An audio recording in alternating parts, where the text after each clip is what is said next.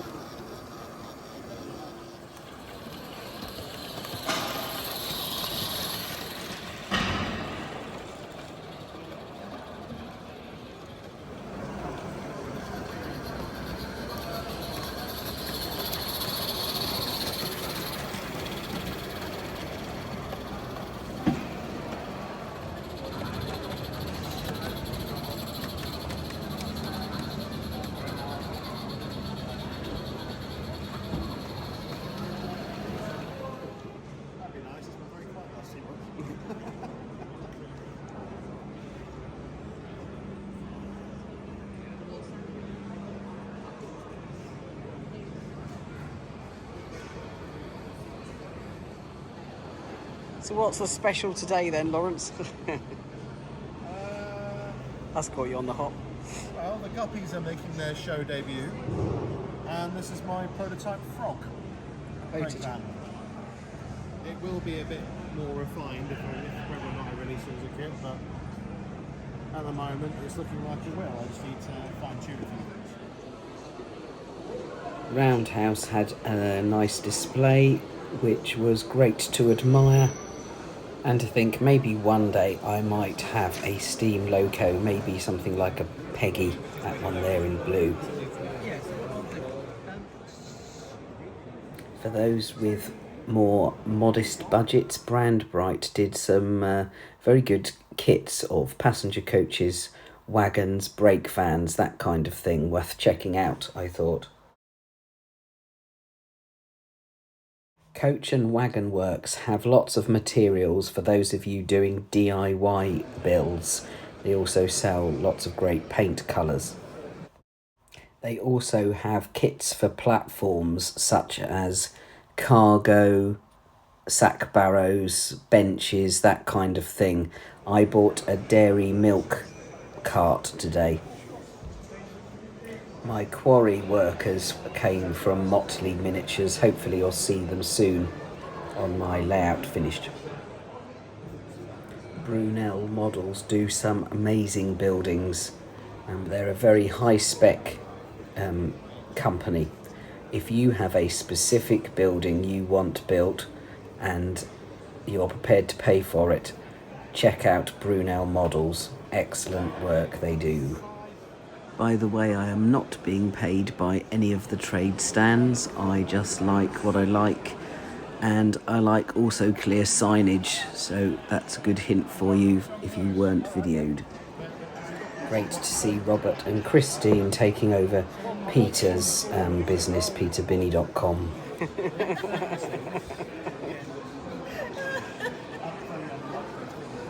double trouble, I think. So, given the signs, it's probably no surprise, but I'm back with Boot Lane Works, because they just always have a stunning stall of locomotives that are affordable for all of us. So I'm here with Andrew Gadd of Boot Lane Works, and he's going to show us, hopefully, his new model. Yeah. So it's a De Winton, I believe, Andrew. De Winton? De Winton were the company that made these vertical boarded locomotives. That one is loosely based on Challoner, which is the one that runs out of the Leighton Buzzard Railway. Leighton Buzzard. It was a bit of pressure to work from a few friends and colleagues a few weeks ago that pushed me into that direction. I've always wanted to do one. I'm quite pleased. One of the challenges was to get the motion to work within the cylinders. I think we've pulled that off. Excellent, yes. At the same time, we've also created lots of space in the boiler. Do you want to show more? Do you want I can tip it over for you, Lake? Thank you. What I've managed to do is get the motor to lay flat along the back, which now leaves the boiler and tank spaces free for electrics. Brilliant. And you're calling this model Joan, are you? Joan. Yeah. We tend to give our all our kits code names. It makes life easier as we post and at the shows. Joan, we've given the name Joan because we've got two grandmothers. It's Jackie's grandmother, who's called Joan, and one of my friends that's helped me with a lot of the design aspects of it, Glenn, his grandmother was Joan, so we've given it Joan. Most of the kits have names that are close to us. Nice. So before we have a look at another model, let's have a look at some close-ups of Joan, the De Winton model.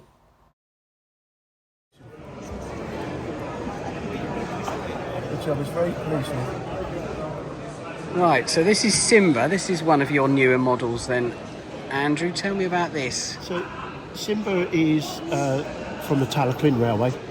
It's number 6. So it was an Andrew Barclay built well tank, which was built after the First World War for, I believe, one of the RAF depots. But this is history that I get out of my book. I always wanted to do number 6 from the Talaclin, but I was struck with the fact that there were no drawings for the locomotive, or I couldn't find any at least. So the lads, lovely, Luke in particular, allowed me into the sheds at Pendray, and I measured the locomotive up. Annoyingly, when I got home, somebody then sent me some drawings for it, so we had double. But with the help from the guys from the Talaclin, we've been able to produce, I think, a reasonably accurate model of number 6. It's a very nice model. So, are there any extra bits like where you put the electrics in that one? It's the same kind of design as we do for all the others. The motor sits up in the firebox, driving through here. The boiler is empty, so ironically there's actually more space in the De Winton for electronics than there is in this one. Mostly because I went out of my way to make it. But the boiler's empty, so we can put batteries and remote control in the boiler. There is also some space in the firebox. It is an unusual locomotive. Unusual for the fact that it's a well tank. So the water tank sits down here. The primary advantage of having the water tank low is it keeps the centre of gravity low on the engine. Oh, that makes a lot of sense. They're a lot more stable on this kind of track. Nice. Yeah. Lovely little loco.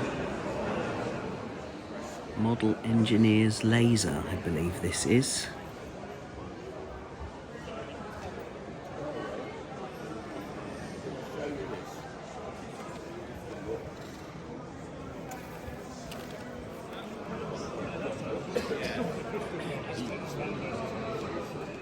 And Model Engineer's name plates. I can never remember where I get my nameplate. Well, I bought 2 more slate wagons from PS Models at £8.50 each. You really can't grumble, can you? Though I might grumble when I'm painting them, as it's quite a fiddle.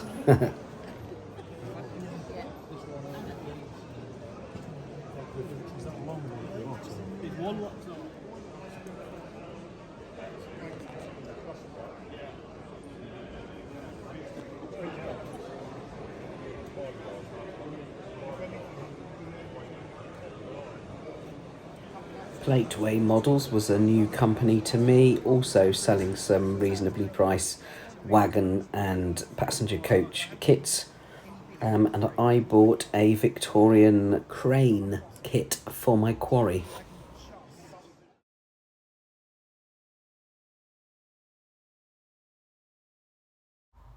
And here we get to the top level of passenger coaches and wagons.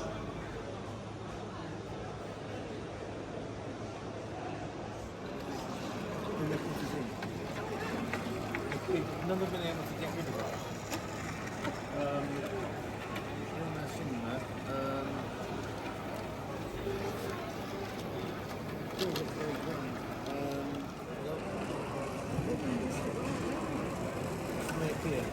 The earlier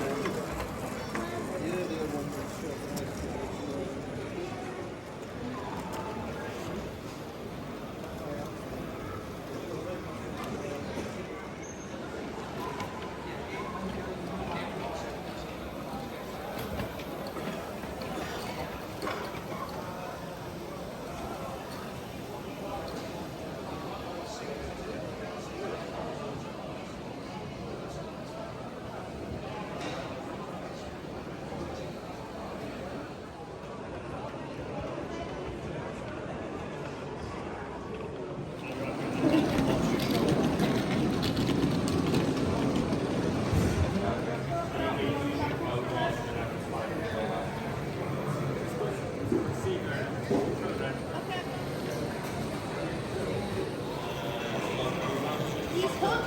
right.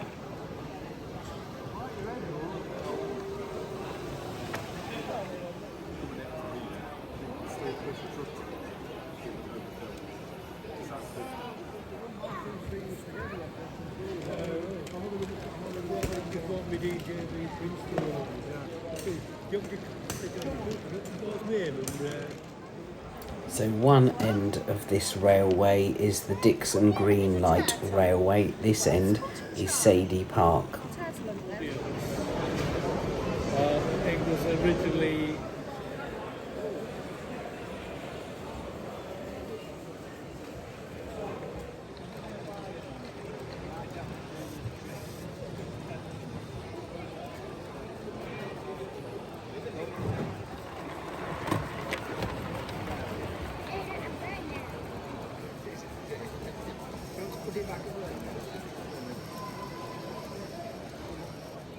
very much a year where doing a lot of that last sort of ultra. We had no idea he was going to, just, you know.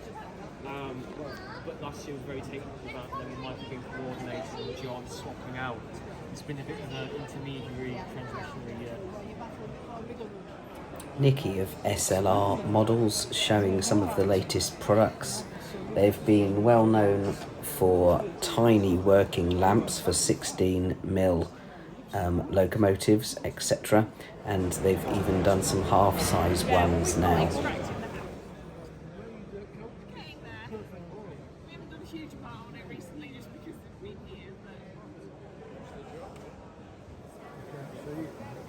And there is Rob of SLR Models waiting for his locomotive to join in with the 200-wheel cavalcade. This is to celebrate the fact that it is the 200th year of railways. Photo opportunity over and they were off.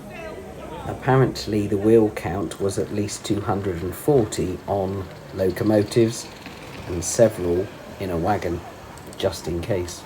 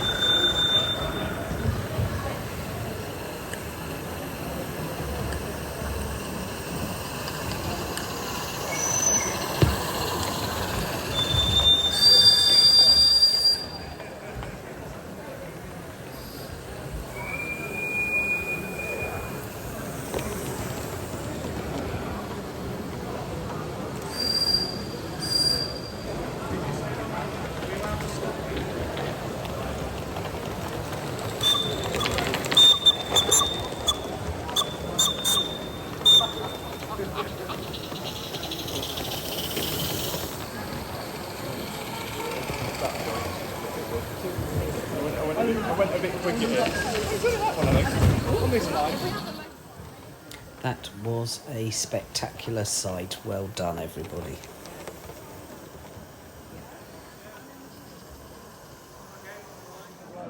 RC Trains, one of 2 or 3 companies specialising in the remote control for the garden railways.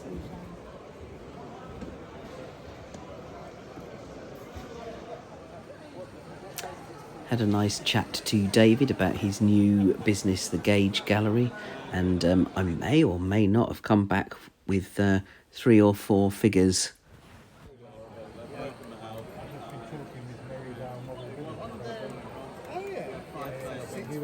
I think a few of us have got a friend with an amazing layout who could do with some signals. Just saying. A big thank you to the Yorkshire 16mm Association group and everyone involved in putting on the show and for bringing along your locomotives. It was pretty special.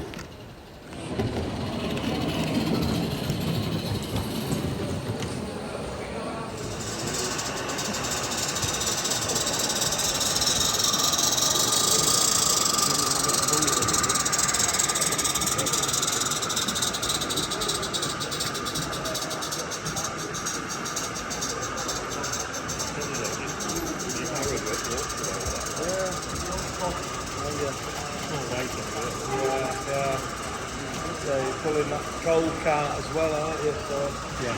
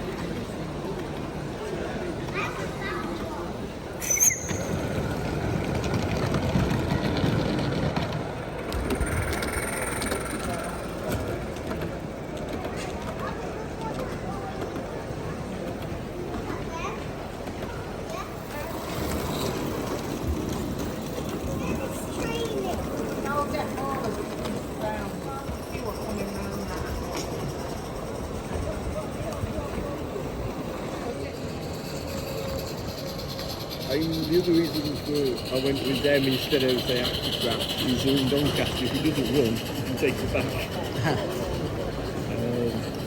I went down to the factory to fix a big chunk of money, and two ladies did the best in the world to be done, so yeah.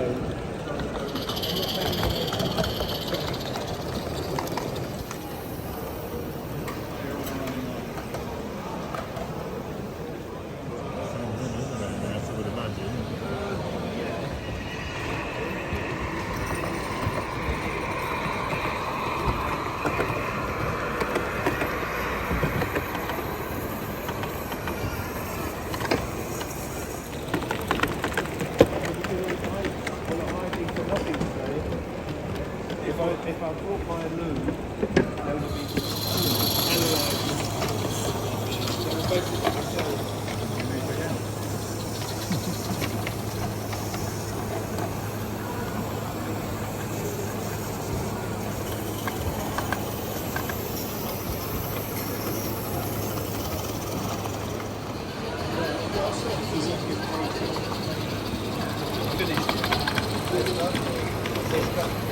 No, it's like the kids.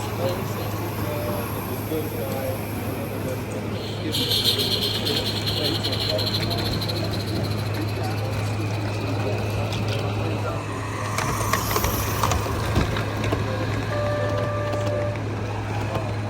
Another nice thing with Roundhouse.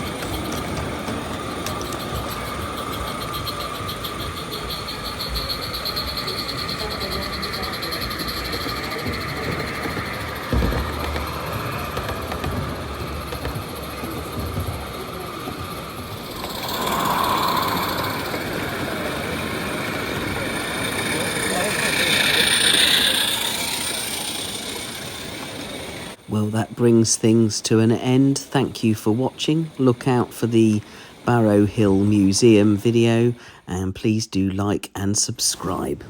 See you next time.